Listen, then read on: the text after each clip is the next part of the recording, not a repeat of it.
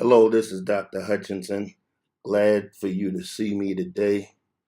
And as you know, I am doing a blog and a vlog of my trip here to Rwanda. I'm currently in my room that's overlooking Kigali, Rwanda, which is the capital city that has 1 million people. I'm in the Hotel des Mille Collines. Of course, I don't speak French. I think that means the Hotel of 1,000 Hills. This hotel is better known to many of you watching this as the hotel depicted in that movie Hotel Rwanda, the one that Don Cheadle starred in. So, yes, this hotel has historic significance. It is a nice hotel. Just finished eating breakfast, but I want to just have this brief moment with you to kind of recap some of what happened yesterday as a part of my trip. As you know, I'm here as a part of a leadership conference, and we're also looking at how we can be supportive and augment theological education here in Rwanda. So I want to also remind you that as you even look at me here, and this will be posted, you will be seeing it, you probably are seeing it on my webpage, noelhutchinson.com. Many of you are probably following the link from Facebook to my webpage. I also want to encourage you, I'm also writing a blog that will also be seen on the new Tri-State Defenders digital daily. That is the Black newspaper in Memphis, Tennessee. So please, when you go and check out and subscribe to the digital daily, I believe it's free. Also subscribe to the newspaper. Support Black media. All right, let me very briefly try to describe what happened yesterday. I'm still processing it, to tell you the honest truth. So you will have to watch this and also read the blog, because as my thoughts kind of congeal, I'll be able to make sense or better sense of what I saw. Yesterday, I went to the Kigali Genocide Memorial. It is, in essence, for lack of a better description, the National Civil Rights Museum, or its equivalent, of this country. You heard about the Rwandan genocide that took place in 1994, some 24 years ago. And you have to realize that this happened all over the country.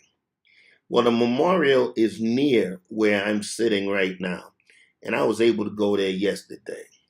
Let me just attempt to describe to you, and notice I said attempt to describe what I saw. First of all, it houses on the grounds the burial site of 250,000 people.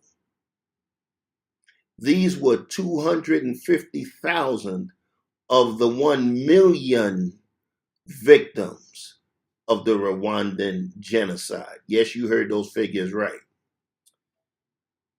They are in mass graves on the site. Many of the mass graves are sealed up, but there are some that are open and you're able to look down and see the coffins in the graves. Some are draped with a cross, some just have coffins.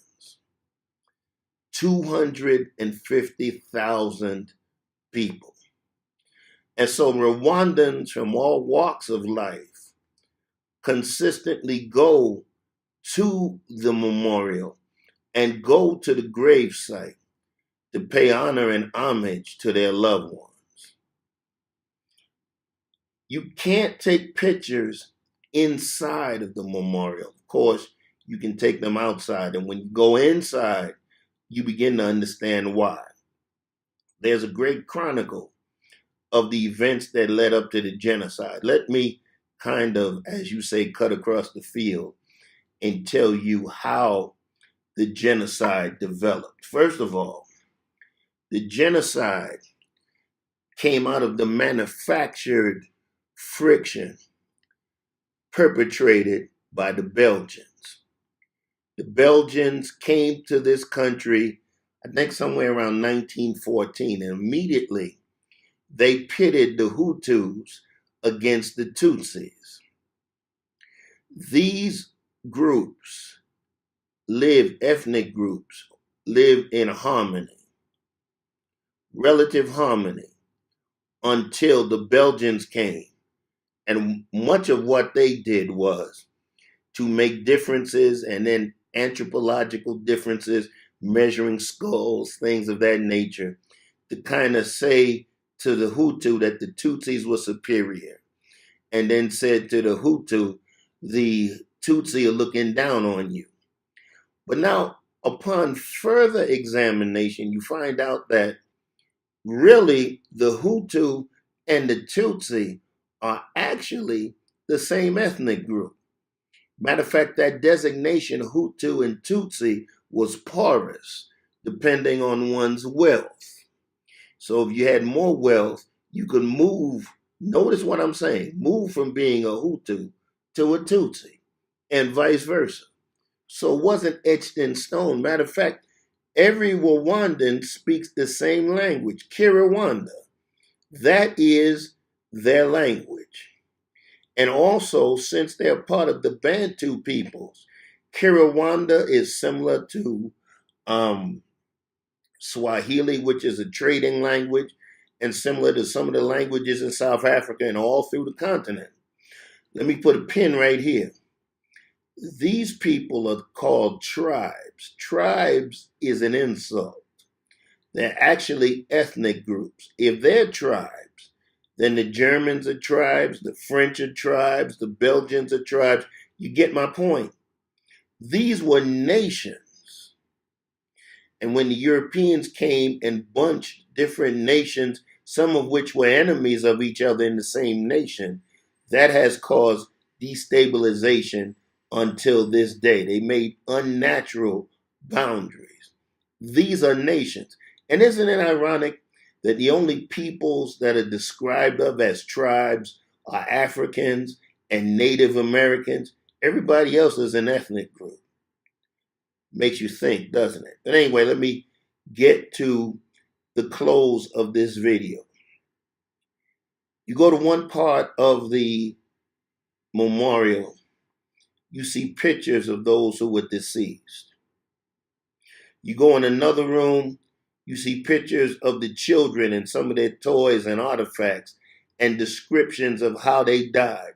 Some of the infants were dashed on the walls. They were slung along the walls and their brains were beat out.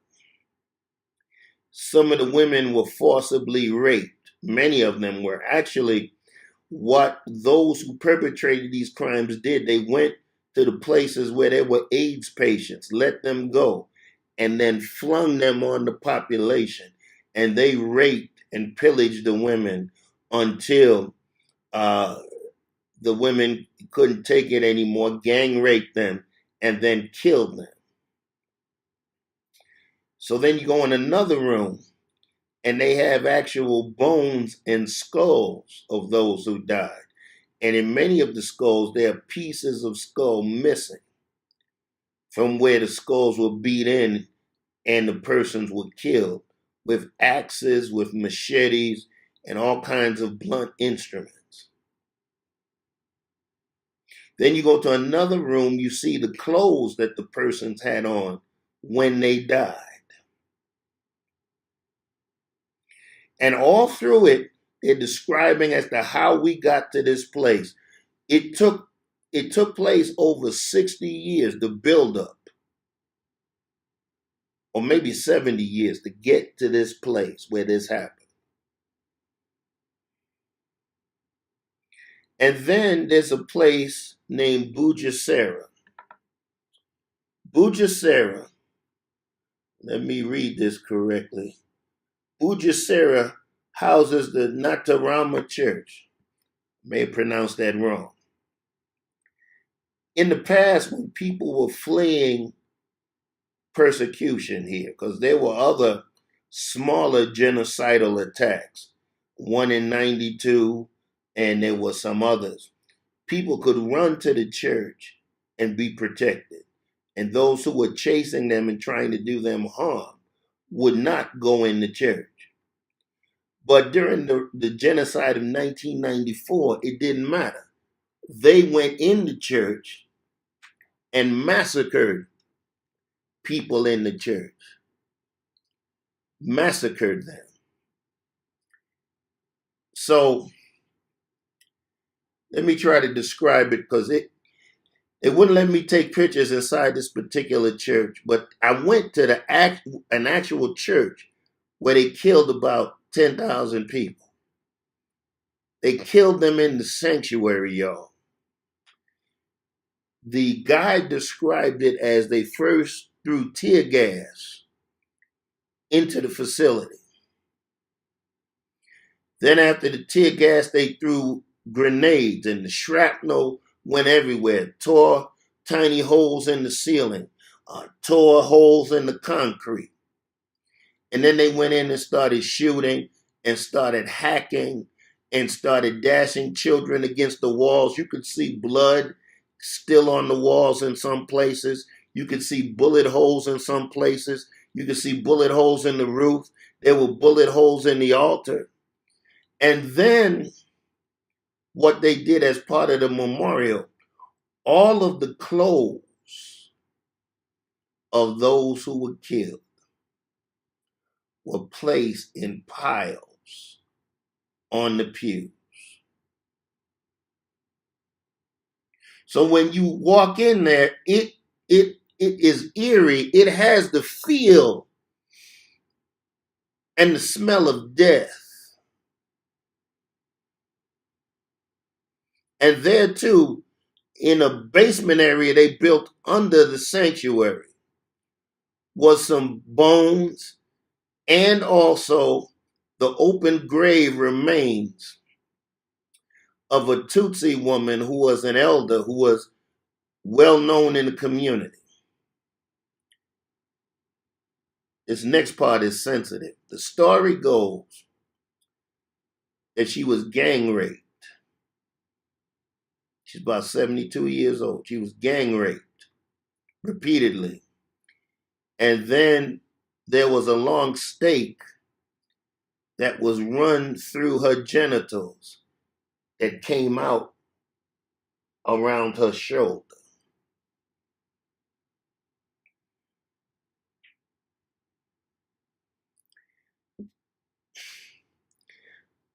Let me try to close this. I have some thoughts, but I really want my thoughts to be sharp when I speak them and write them concerning this.